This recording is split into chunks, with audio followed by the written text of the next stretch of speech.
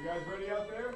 We're ready. As ready as we're going to be. Yeah, as ready as we're going to be. All right, whenever you're ready.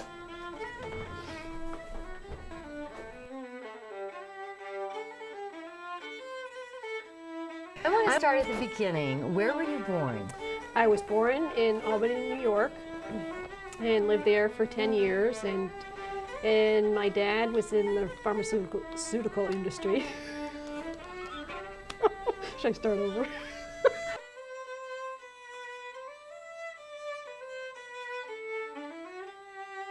We're going to do a beat. What's that? We'll just do silence.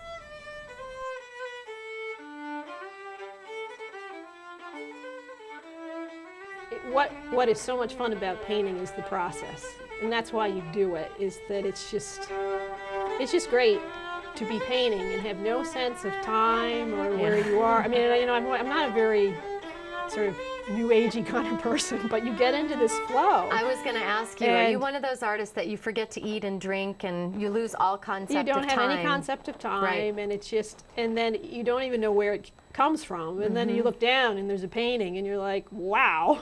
What time is it? Yeah. And where am I? Yeah, no, so it's really amazing. I paint just about every day.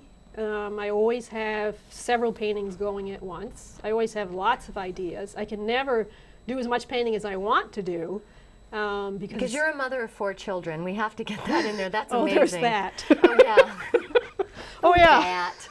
Oh, that little thing. It actually works really well with kids because I have a lot of flexibility. Right. And when they're sick, I can stay home with them. I had a studio in town for 6 years, and that was nice because it was nice to get out of the house. But now that my kids are in school full-time, I moved my studio home.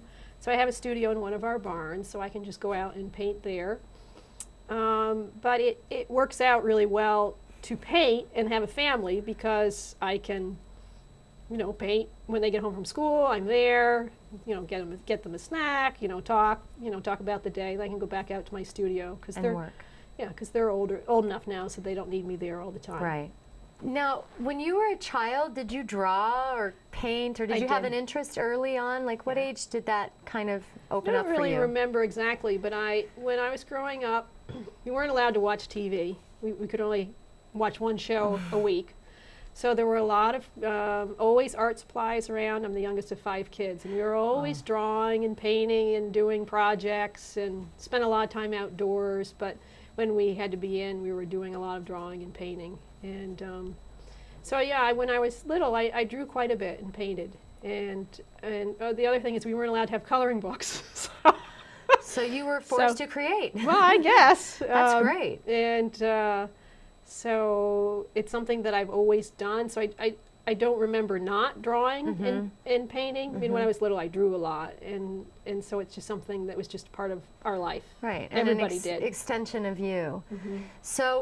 So you went to Vassar and you studied art, but you also studied history. Well, the long story was that I'm really interested in science as well, and I almost went to medical school, and I got in, but I decided not to go because I think I really wanted to be an artist. That's interesting. Yeah, and so I really enjoy science, and my dad's a scientist, and I just really like biology and chemistry, and so I continue to read a lot of science on my own. But that's great. See, now that's good to know. So you use both sides of your brain, Deb. Well, I try. I think you do.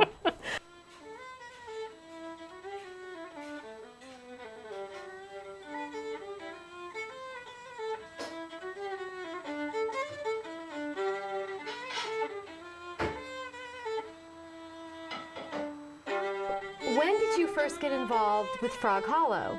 Well, let me see. I taught for several years at a boarding school in northern New Hampshire. What did you teach? I taught history and art and photography and art history. Did the yearbook and various projects. It was you're sort of a jack of all trades when you teach in a boarding school.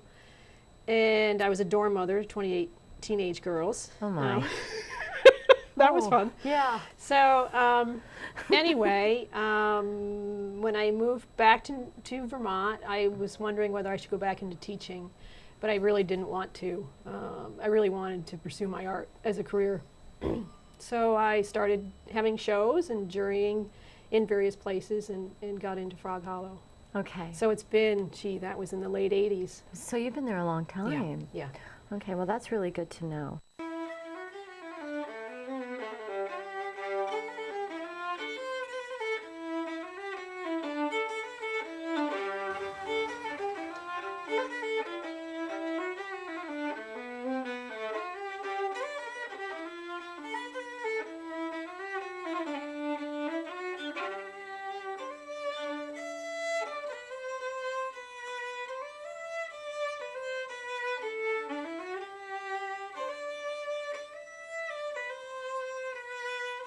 Okay, so let's talk a little bit about what is your method from concept to physical manifestation? I mean, is it visual for you, or It's is visual. it just, it's visual? It's Okay. all visual. Sometimes it's thematic. I like picking a theme and working from that, but it's a visual response. I love going new places and seeing new things. And wherever I go, there's something that just catches my eye. It's just a sort of an aha process. Oh, that's it.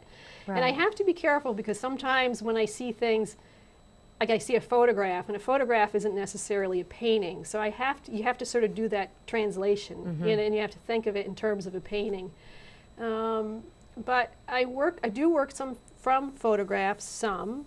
A lot of times I'll go and I'll just sit there and paint, or I'll use a photograph as a taking off point and sort of blend things together. Right. Or I'll start something and take it home and finish it in my studio. So it's a combination of things. But what I really like to do is go to the spot and paint right there. That's a lot of fun. Okay.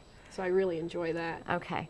Now, you said you like to travel some. Have there been any places in your life that have really kind of inspired you? Have you ever been any place other than Vermont? I know Vermont is a huge inspiration for you. Well, Vermont is the source of a lot of my inspiration because I love to paint the landscape, and it's beautiful here. Yeah. And I love to paint farms and animals, and there are a lot of those here, and I really enjoy that.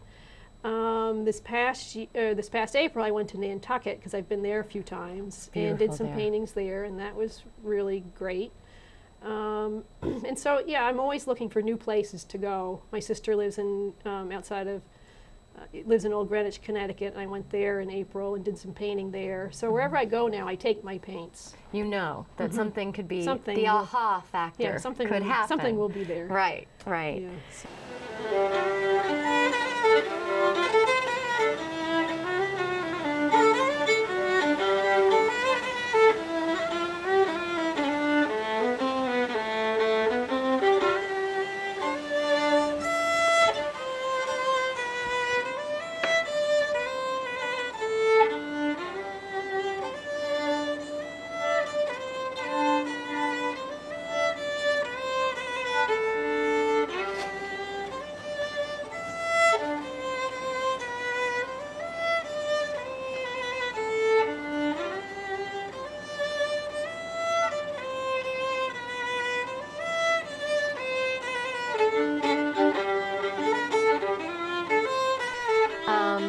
So basically, it sounds like you just are pretty much brain floss, Deb.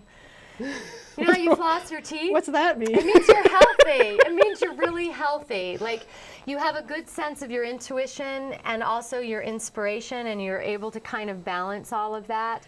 Because so many times artists, they go through a period of like torture and pain and suffering and blocks, and you found kind of a rhythm and a momentum and a joy. So do you have a certain time of the day that you like to work?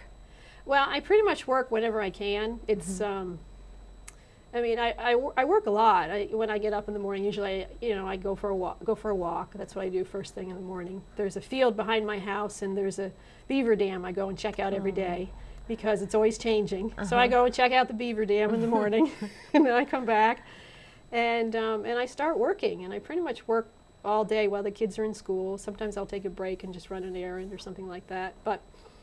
And a lot of times I enjoy painting sort of late in the afternoon till the early evening. It's a time when my creative energy is just really good, from like 4 to 7. So sometimes my husband will come home and take over for me, and I'll just paint from 4 to 7. Or I'll go somewhere and paint if the light's right. Sometimes if I wake up at 5 o'clock in the morning and I'm ready to go, I'll just get up and go out to my studio and paint then.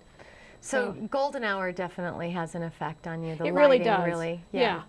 And it's hard. You can't go out and paint at 12 o'clock because No. the light is just not there. It's not there. And so you have to be in your studio then. Right. And so if you're going to paint, you have to paint outside. You have to paint in the morning, early in the morning. Early, yeah. Or you have to paint later in the afternoon. Right. Because, So See, that's interesting. That's good to know that your energy is kind of kicks in creatively from 4 to 7. You're seasoned, so you know this. You know what works and what doesn't work, but I'm sure it's been a juggle to be an artist and to raise the family. That's definitely been a juggling act, hasn't it? It has been a real juggling act, but it's just been sheer determination because, I mean, this is how I make my living, so I have to do it.